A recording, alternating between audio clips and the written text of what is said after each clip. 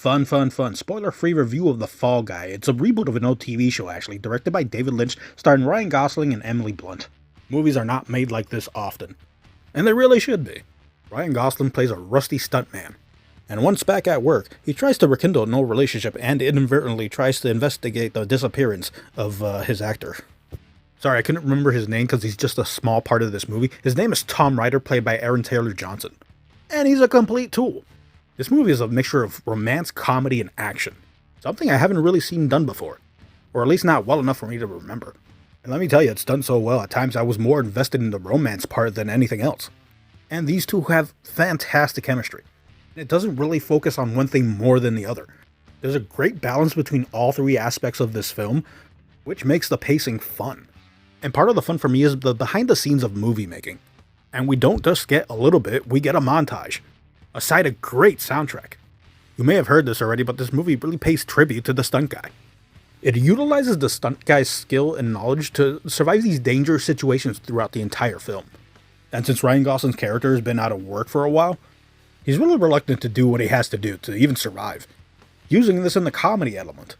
If you have any concerns about the rating affecting the comedy, don't be concerned. All of the jokes work off the personality of the characters. Everybody in here is witty, charming, and with a little sprinkling of sarcasm and dry wit. And boy, does this movie look incredible. There are some things you don't see in the trailer that you're only going to get from watching the movie.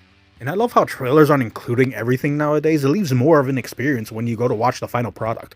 And I was not bored through one solitary second of any of this film. From the opening scene of a montage of stunts from popular films, to the ending with that surprise cameo. The only negative I can take away from this film is the friend suggestion I got on one of my social media pages of my ex. Get out of here, man. Seriously though, from a funny, aloof man, to a beautiful woman in a gardening hat, to a doggy sidekick, and a best friend tossing around famous movie inspirational lines, there is nothing here to not enjoy. And I almost thought there would be though. There is some foreshadowing that I might be overthinking. The movie keeps referencing a problem with the third act, with the movie they're filming within this movie. But I couldn't spot anything, so who cares? And I said the pacing was fun. Let me tell you, I did not think this was 2 hours. I thought it was an hour and a half. Which is why I watched it 2 more times. I know I'm praising and glazing this movie, but if you've been watching as many films as I have been lately, this is the break you need. The action, the acting, the stunts, the comedic delivery, with a romance that you actually care about. This movie is for you, I promise.